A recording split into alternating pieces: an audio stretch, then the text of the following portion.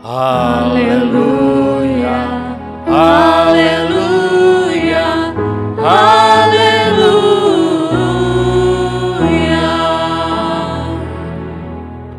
Bapak Ibu, saudara-saudara yang saya kasih dalam Tuhan Yesus Kristus, bacaan kita di minggu pertama di bulan keluarga, bulan Oktober ini, terambil dari kitab Maleakhi pasal 3 ayat 13 sampai 18.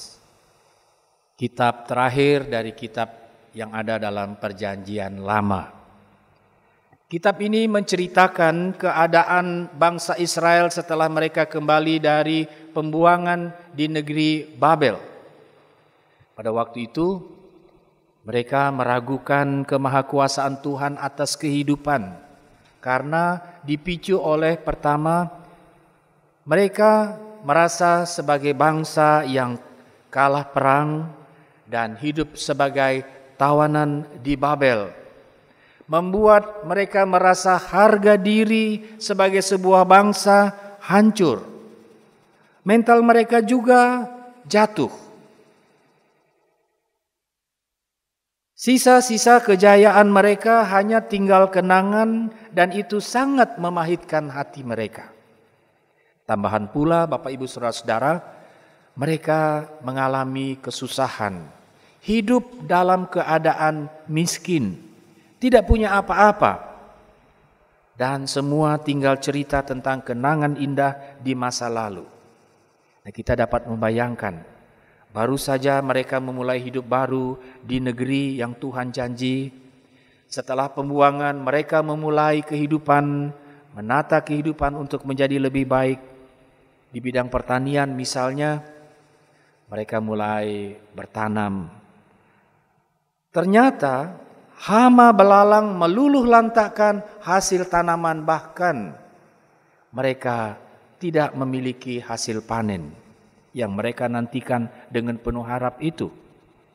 Nah, dalam keadaan mental sebagai bangsa yang kalah perang, yang tertawan dan hidup miskin karena gagal panen, dapat kita pahami kalau mereka mempertanyakan kemahakuasaan Tuhan yang mereka sembah.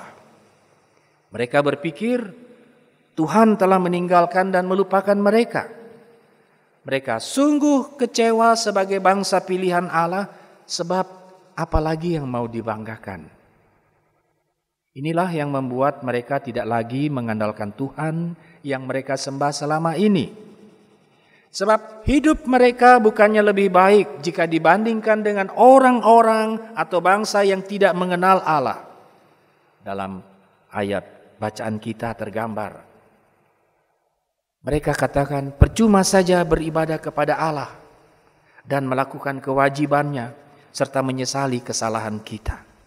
Kita lihat dan mereka membandingkan, Bapak Ibu Saudara-saudara, ada banyak orang sombong hidup bahagia. Orang jahat bertambah makmur hidupnya. Bahkan kalaupun mereka mencobai dan menguji kesabaran Allah dengan berbuat yang jahat, mereka luput juga dari murka Allah. Ini soalnya. Kekasih Tuhan, sungguh prihatin hidup bangsa Israel di masa Maleakhi. Ada banyak di antara mereka mengalami krisis iman. Diperparah lagi, keadaan ekonomi hancur. Mau makan, gagal panen. Juga pajak tinggi. Menyebabkan mereka mengalami kesusahan yang berat. Jadi tidak heran kalau ada dari antara umat menganggap ibadah sebagai kesia-siaan dan tidak bermanfaat apa-apa. Nah, lalu Bapak Ibu Saudara-saudara, bagaimana pendapat dan ucapan serta sikap umat terhadap Allah? Melalui Nabi Maleakhi, Tuhan berkata, bicaramu kurang ajar. Ayat 13. Dengan kata lain, Tuhan merasa bahwa kata-kata mereka sungguh menghinanya. Ironisnya lagi, ketika umat ditegur oleh Allah, oleh Nabi seperti itu, mereka pura-pura tidak mengerti. Mereka tidak menyadari kesalahan mereka dengan berbalik bertanya, Apakah yang kami bicarakan tentang engkau? Jemaat Tuhan yang terkasih, inilah gambaran dari orang yang putus asa, yang jauh dari Tuhan sebagai pemilik kehidupan. Sikap pura-pura bodoh, merasa diri tidak bersalah seperti ini juga bukankah sering kita lakukan di dalam hidup dengan kita mengajukan alasan untuk membela diri, kita melakukan pembenaran diri terhadap kesalahan yang telah kita lakukan. Contoh, untuk membenarkan sikap hidup kita yang benar, yang tidak benar, kita mengatakan, saya memang jarang beribadah kepada Tuhan. Saya tidak terlibat aktif dalam ibadat rumah tangga, dalam kebaktian di gereja. Tetapi hati saya selalu dekat dengan Tuhan. Saya selalu berdoa. Jika dibandingkan dengan mereka yang rajin beribadah, perilaku mereka tidak lebih baik dari saya. Bukankah seringkali kita membandingkan keadaan orang lain dengan kita untuk membenarkan diri kita yang tidak benar? Kalau kita mau jujur, sesungguhnya ada banyak alasan yang kita buat untuk pembenaran diri terhadap ucapan, terhadap pikiran, perilaku yang tidak benar. Jemaat Tuhan, kita sama tahu, ibadah adalah hal yang utama dalam kehidupan beriman. Bahkan kita yakini di mana kita bekerja dengan baik, di situ kita sedang beribadah. Termasuk kita sebagai mahasiswa-mahasiswi, bila melakukan kewajiban tanggung jawab dengan benar, kita juga sedang beribadah kepada Tuhan. Suatu hubungan yang akrab dengan Allah, Bapak Ibu Saudara-saudara, akan menolong setiap orang dalam menjalani hidup yang berkenan kepadanya. Juga hidup yang menjadi berbeda dalam menyikapi segala sesuatu yang terjadi di dalam hidup. Cara menangani atau melihat permasalahan tentu didasari oleh rasa takut dan hormat kepada Tuhan. Di sisi yang lain, ketidaksetiaan kepada Allah turut berpengaruh terhadap perilaku hidup umat pada saat itu. Mereka kehilangan rasa hormat terhadap lembaga pernikahan. Terjadi ketidakharmonisan hubungan di dalam keluarga. Kalau keadaan sudah susah, tentu masing-masing akan cari jalan untuk membenarkan diri dan menyalahkan satu dengan yang lain. Suami istri saling berkhianat, membiarkan rumah tangga menjadi hancur yang akhirnya berakibat perceraian, membuat orang memilih untuk lebih baik nikah dengan yang lain dan seterusnya. Ketidaksetiaan umat kepada Allah juga sangat berpengaruh terhadap hubungan antara orang tua dan anak-anak. Dalam sebuah rumah tangga jika menghadapi kesulitan yang berat, tentu anak-anak juga merasakannya. Orang tua bergumul dengan kehidupan, anak juga turut merasakan. Bahkan ada anak-anak yang tidak lagi menghormati orang tua mereka. Sebaliknya juga orang tua atau bapak mama tidak mengasihi anak-anak karena beban persoalan hidup yang berat dengan mengeluarkan kata-kata yang menyakitkan. Dan ada banyak keluarga juga yang hancur, anak-anak yang memberontak kepada orang tua, tidak lagi mengasihi dan menghormati. Jemaat Tuhan yang terkasih, syukur masih ada dari antara umat Israel saat itu yang menghormati Allah dan hidup mau setia di hadapan Allah. Mereka memahami kasih Allah dari sudut pandang yang berbeda. Dengan kata lain, ini cara pandang kita di dalam melihat sebuah permasalahan. Pertama, mereka memiliki cara pandang yang benar. Mereka percaya bahwa kendati pun kita berada di dalam keadaan yang sulit, menekan, berat, Allah tetap memperhatikan dan mendengarkan apa yang umatnya sampaikan. Di hadapan Allah, umatnya, orang-orang percaya tidak dilupakan. Ayat 16 bacaan kita tadi. Allah juga mencatat kesetiaan orang-orang yang takut kepadanya dan menghormati namanya. Allah berkenan untuk mereka ada di hadiratnya dengan berkata, orang-orang yang benar akan menjadi milik kesayangannya. Ayat 17.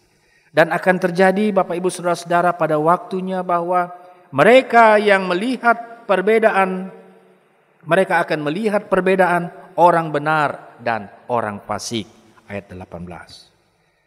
Nah, ini menjadi pelajaran bagi kita sehubungan dengan bacaan pagi ini. Pertama, supaya kita jangan terjebak pada pemahaman yang keliru bahwa beribadah kepada Allah adalah sesuatu yang sia-sia. Tidak. Jangan juga kita mengukur cinta kasih dan berkat Allah dengan harta benda, dengan cara berpikir untung rugi, dan semua kesenangan jasmani lainnya. Jangan.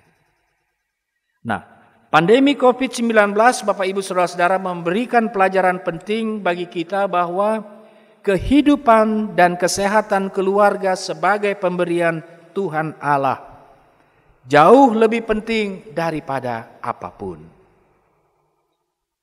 Jauh lebih penting daripada uang, jauh lebih penting dari harta benda kekayaan yang kita miliki, dan tidak menjadi jaminan kita luput dari ancaman kematian karena pandemi.